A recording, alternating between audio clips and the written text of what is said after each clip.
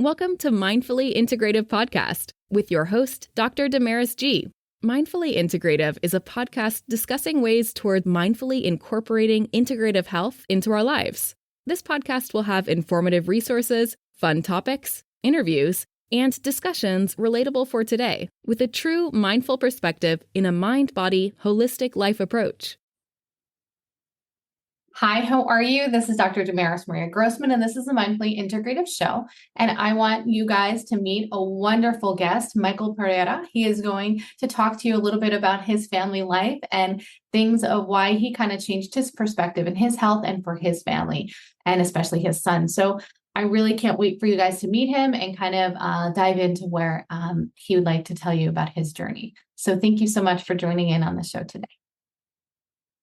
Perfect. Thank you so much, Damaris, for having me. I appreciate it. So tell the audience a little bit about yourself and before they kind of go into what, why you're here and what you want to discuss. Of course. Well, I'm Michael Pereira. I'm the founder of the Autism Voyage. I would say everything started a couple of years back. Came from corporate America, wanted to build that American dream, what we call the American dream at that moment, got married, bought a house, got pregnant with our first child, Christian. And we thought that based upon that lifestyle, everything was going to go that way. But obviously life throws you a curveball or so. And around 1 year old, we started seeing some symptoms that we knew that needed to be addressed. And even though there was some denial from our side that we would just say, you know what, I hope it's not what we think it is. Let's give it some time. Obviously, around that time, we also shared this information with some family members. And in some cases, they would say, hey, don't worry, you were the same. That obviously the denial plus listening to a possible best intention, opinion could procrastinate early intervention. In our case, he was too young. 1 year old is still too young, but I think it fueled even more the denial. So, long story short, COVID came by, was able to stay here, no travel. So a lot of the symptoms we saw just reduced. I would say why? Maybe because I'm stricter than my wife, was here at home, all the attention was on him. But when COVID released, that I started traveling again, a lot of the symptoms returned, I would say, full force. He wasn't good with transitions. So hitting his head against the wall, tiptoeing, aligning stuff. He started to say a couple words. He just kind of almost regressed in some case. All those symptoms, it became evident that we needed to address it and full forward. And that's what we did.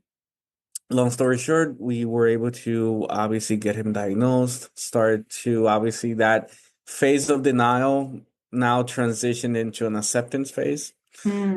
We, from my side, tried to see if I can get another employer, but to do the same travel less, but it wasn't the case. And I started also, that through that phase between denial and acceptance, I started asking myself questions. Okay, if he does say like everybody says he is diagnosed, what happens if I pass away? What happens if my wife passes away? Even though my mom is the best grandma there is, she physically cannot take care of him. Right. So yeah, what do you? So I started asking financial advisors. Everybody just want to sell me something, just wanted to recruit me. Very frustrating. So I just developed my own. We developed our own blog to be able to just share all the topics any parent we believe would ask themselves. Right. Also provide That's important. I mean, because I feel like, so you started a blog on financial advisement or just for support and financial advisement for patients or families with autistic children? I think it was both at the same time, but more on we wanted the content there because we believe that I'm not salesy, I'm not pushy. So I believe just provide value. And whenever a parent wants to talk about it, sees the benefit, I'm here. But we just dabbled into topics around, okay, maybe overprotecting, early signs. Obviously now the blog has evolved a lot, but we just wanted to be a resource for families like ours. That's amazing. And what have you found has been the most impactful, not for yourself first, let's say that for you with starting the blog? Of course, I would say we use a lot of different sources to create a blog, including AI, Mhm. and it's helped us a lot, even me to learn about Oh, topics yeah, that technology. Yeah, of course. yeah, I would never, think about. And obviously by just being there, being able to write. Also, it serves like a journal, I would say, for me. Just, okay, this is gather my thoughts, being able to reflect. Oh my God, it's helped a lot, a lot. And from our side, we wanted to do this because we do believe in that there's always a way to better the improvement in the lifestyle. And we wanted to talk about topics that are often not talked. So that's why we want to use it as a platform for that. And what have you found? Like, so you started this, for your son and for your family.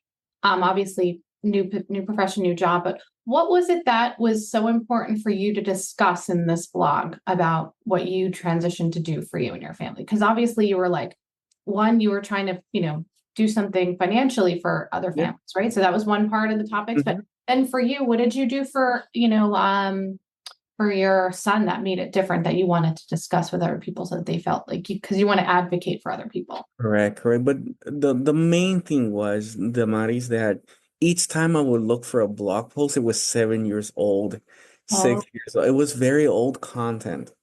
I couldn't find a place that was new. And if it was updated, it was very short form got content. it. Nothing a little bit more deep dive. So I say, okay, that's the first thing. There's nothing right now. I think parents like me have a lot of questions. I'm a person that always asks too many questions. So I said, okay, that's the first thing. Secondly, when we went through all this phase of denial and acceptance, we felt alone a lot of time because Mhm. obviously going through that phase, you feel judgment from family, friends, society, maybe not intentional because they Yeah, may know, but we felt like that. And we wanted to have this safe space, if you will, to be able to provide parents to feel okay that if Michael's went through these thoughts and I'm doing it, so at least there's somebody out there that understands. that makes a lot of sense. What helped your son the most and for you guys as a family to be healthier? Or, because you went to the doctors, you've done therapy, you did Yeah, that for him. Now does he go to school? yeah, yeah, he does. This He's is cool. progressed a lot. He's Oh, progressed good. a lot. That's great. And Uh, you do daily activities with him to kind of a be, lot, yeah. a lot, a lot. We believe in being able to provide an environment that very active. We at one point we gotta be honest, we gave him a lot of tablets, we gave him a lot of like TV cartoons, just because it was so much for us that even for me to take a call, I would just give him my another phone and just to see a way to calm him down because the energy was too much. But we noticed that it became addictive. It became even if we would take away the tablet, for example, he would get aggressive. So behavior started to change, and I said, you know what, with my wife, we need to do something. So we, opted to be able to do physical activity. So a lot of things happened. Even we started walking as well. So we did it as a family activity. So what we're doing is he was at we got him into soccer at one point. Started to look for ways and to for him Yeah. to learn that. I can agree with you on that. Like my son is little, and I mean it's so much easier to, with these screens and stuff to just Oh go, yeah, okay, here you go. And yeah, they need to be active. They need to yeah, get their energy out. yeah, Whether they're diagnosed with something or not, these kids need to be yeah. addicted to Mm, these tablets. I know. Even when I So I get you. I totally get you. yeah, even when I was raised as a child, we were always on the street. We were always, Running, here. bike riding Yeah, outside. correct. Correct, correct. So, we started in soccer. It wasn't good for us because he had elopement, which is just running away with no looking back. So when you're in an open field and he has elopement, it's dangerous, right? Because he just runs Mm. like Forrest Gump. So that wasn't good. Then we put him into swimming, but he saw it more as a play date. Didn't follow instructions, more as a party cannonball, and it wasn't working. So we got him into jiu-jitsu. Okay. Jiu-jitsu for us was a game changer on so many levels. On being disciplined. He wasn't sociable. He was always in the corner. Now he's starting to socialize with other kids. And when they say sociable, he would say hi to anybody. But if it's in a group setting, you would always see him trying to go into a corner or something. Now we see him involved. We see him disciplined. We see him imitating other children. So if everybody's in a line, he's in a line. If everybody's doing one exercise, he's doing it as well. So for us, physical activity, especially jiu-jitsu, was a game changer for us. Oh, that's really interesting. Because I mean, so did you find that it caught like he's shows up, he puts his uniform on, he gets into like a pattern and he was able to Everything. really get into Everything. He goes to school, and each morning before going to school, he's always, "Hey, jiu-jitsu, whole exercise." You see him. He's looking forward for that, and for us, that's a huge blessing. And does he do that every day or Day. every day? Except weekends. Like, Weekends. yeah, except for the weekends. Yeah. Yeah. Oh, that's amazing. That's amazing. So you found something for your son to kind of really open up and grow. Yeah. And then you started this blog and business and being a financial advisor for other families with autistic children or special needs children that have Yeah. Yeah. not just autistic, but special needs people that may need more support than when their kids get older. Yeah, the thing is, at the end of the day, I don't have any special product or any special sauce, secret sauce. It's sometimes social media sometimes exaggerates something to get you a hook. My main thing was when I started looking for financial advice was I wanted to think about all scenarios, not necessarily if I pass away. So for example, a lot of people talk about, hey, buy this term or life insurance. If you pass away, your family's a millionaire. I would say, yeah, but what if I don't pass away? What if I get sick? What if I get cancer, stroke, get Mm, into a car accident, and I'm 2 years out? A, a, a, a, a a term will not do anything for me because I didn't pass away. mm. What type of strategy can I create Because if you still have Chris, to have your son be taken care of. correct, if Christian depends on me 100% on I don't know until when. If something happens to me while I'm living, I need to have a strategy, something that replaces my income or gives me a lump sum. And no, it was very difficult to find somebody who can talk about that. I think Um, that's very important. I'm just saying in general, I think that, people are becoming elderly. We're not discussing, changes. The kid, your child, you've had to find a different way for him to grow a better life, but you don't know how old is he now? How old he's is he? 7.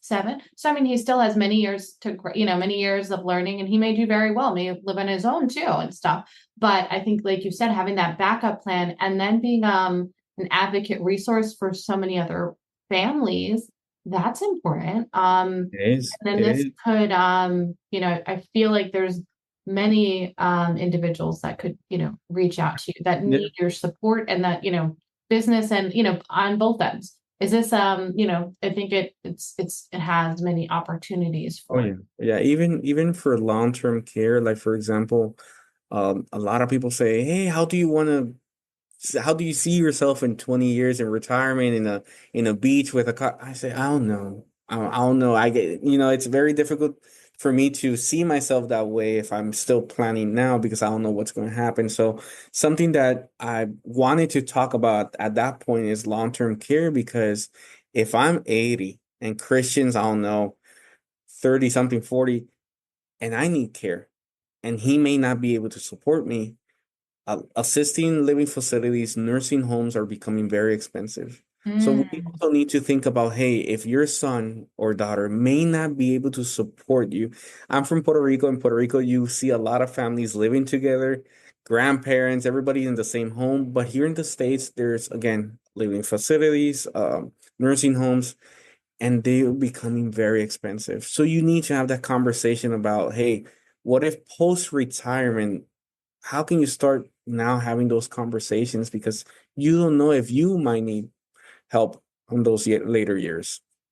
That is like so, I mean, it's something we don't always think about, right? And the fact that our health, it's lifespan. So here we're trying to, you're trying to grow your child to be the healthiest that he can be so that he can be the most optimal. But then you're also have to additionally think about your long-term Yep. care. Which is not talked about. It's like two aspects of this. It's one, you're trying to financially help individuals think about both of that. So one, to grow your son to be healthy and happy. And then one, now, how do you live because you probably want to make sure you're living as long and healthy as possible too. Yeah. But, but also you're also thinking of it, well, what if something, you always want to have the what if, right? Just in case. I don't think people are in the what if stage to be truthfully. I mean, no.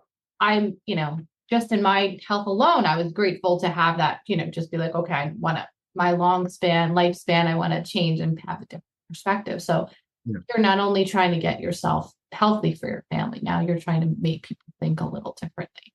And that's important. It's really important. What takeaway would you say is, when people ask you for questions, what do you think is the major advice that you give them? Like, or question, what's the first question people usually ask you when they're reaching out to you? Where do I start? Oh, sorry. And at the end of the day, I only do insurance planning. I don't do any type of investments, but my suggestion is still important though. I feel like insurance planning, people need insurance. So 100%, because you're building a foundation, right? The plan B, if something were to happen, you're covered. But I would say the majority asks, where do I start? And I would just say gaining clarity. Like, you want to know what's coming in, what's going out. I've had conversations with families that when they really dig in, they have 2 accounts of Netflix. They have 2, it's just digging in your current state. Because if you already know what you have today, where you are, it's going to be very, very easy to make an informed decision as of where do you want to go. So it's just understanding your current state. If you have any type of coverage, if you have an employer coverage, how much is that? Just understanding what's coming in as an income, what's going out, how are your expenses. You need to understand it regardless, because sometimes there's a lot of expenses that go into a credit card. You're not thinking about it. You're not monitoring it. It's just gaining clarity. That's the first thing I would suggest. And secondly, not procrastinate. There's a lot of people who think that they have time. And as time passes by, obviously the risk is higher, the price gets higher, right? Oh, that's true. To put into these insurance plans so that they're more prepared. Have you found that there's a certain time frame, like you recommend people starting as soon as they know that they may have a disabled child or a special needs child, or you just do it because you're just trying to plan? Yeah, I would say at least start with a conversation with a professional. It doesn't mean that you need to commit, right? Just by having a conversation with me doesn't mean that you're going into the call thinking that you're going to get invoiced or into an agreement. At the end of the day, it's having those conversations because, for example, the other day I talked with somebody. Oh, I already have a policy. I said, perfect. Now, one question means you're proactive. That's amazing. Does that policy also consider your guardian? He's like, what do you mean? Well, if you pass away and that guardian needs to assume responsibility for your child, they may need to leave work and become a caregiver. Does that policy consider an income for that future guardian, just in case? Yeah. And that type of conversation, we're not talking about product, we're talking about scenarios, we're talking about what ifs. And that's the type of conversation when I say everything starts with a conversation, is to be able to talk about all these scenarios, to be able to just, bulletproof whatever you're trying to do. It's not only important to understand the future stuff, but I wanted to ask you kind of a deep dive in the sense of, for your health, when you were kind of going into these insurance policies and you were looking into like, what do I do? Were you really like, oh my God, I could die tomorrow? Or you were like, okay, what can I do to make sure I live until I'm 90? Or were you just like, okay, I gotta just Get No, my thought process at that moment was thinking the worst. Like, okay. oh my God, I, I, what am I going to do if I pass away tomorrow on an airplane because I was traveling? What happens to my wife because her health was at that moment was kind of I would say sensitive. Okay. Um, um, and we thought about the worst. I wasn't thinking about, okay, I want longevity. I want to, Mhm. no, I was thinking about the worst and start doing the diet and Yeah, yeah. start changing because first I want to be present, but wanted to also be healthy. And that's where we started doing some changes. But at that point, we thought about the worst, Mm. which I assume all, But then in a way it impacted you to oh yeah, transform and to pivot in. I oh mean, yeah, I'm saying business, but to pivot into this blog, it's an advocacy yeah, plus, business. It's 100%. not just one. It's not really full. I mean, it's yes, there is an advisement there, but then Yeah, there's the point of giving people information that they need. I mean, that's why I started my podcast. I mean, to give yeah, just it's a passion project for people to learn and more information on a different way of thinking and health and integrating your conventional and your holistic thoughts. So I get it. I get where you're coming from yeah. and And wherever that turns for you. 100%. What if you could, before we go today, what insight or tip would you like to leave the audience? One, about yourself in this journey, and two, one that's helped you with you and your son. Yeah, there's a couple. I would say it's hard to be able to function while being exhausted. Mm, And I think it's good for parents to understand in this podcast that they're not alone, that a lot of the thoughts that may be going through their mind or frustrations, we all go through it. And that's why one of the reasons why we developed the blog, but is to, just share awareness that there's always a community that they could build. In our case, obviously your circle becomes smaller, but just try to build that circle that suits you. Always try to, in our case, we didn't want to go into the victim mentality. So we just said, okay, there's a quote by a coach that would say, hey, it's not your fault. It's not your fault. It's okay. It's not your fault, but it's your problem. In our case, we would just say it's not our fault, but it's our responsibility. And let's try to make us as positive as possible to be able to not only provide the support he needs, but for our own mental health, to understand that this is a process. We are not we just try to adapt activity to be able to help us. There's nothing that I don't you cannot go wrong by doing activity, right? You, like, for example, in our case, that's why we incline towards putting him in jiu-jitsu, walking every morning, eating healthier.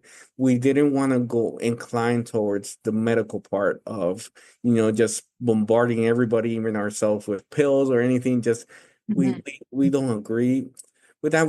Anything can change, but as of the moment, we're 100% convinced that what we're doing is what we believe is the right way, which is, providing a good environment, healthy environment, and everything we're doing, and we're seeing the results. So that's why and we're not looking for perfection. We're just looking for progress for all of us. So I would say that if Oh, that's great. I mean, I think I mean, like you said, it is progress, right? It's a work in progress. It's a little bit, little by little. And then your insights in one day could help someone else for another time, whether it's financially or just, getting them to get through the day, with their little one or their older one. It could even just be an adult and they're just finding out, hey, I have other options out there. yeah, and for example, in our case, we have a little one, Amanda. She's 3. And there's she's taking speech now. She hasn't been diagnosed. But you can see also that there's factors that you're going to see along the way when you have a child that has autism or any other diagnosis, and a child that doesn't.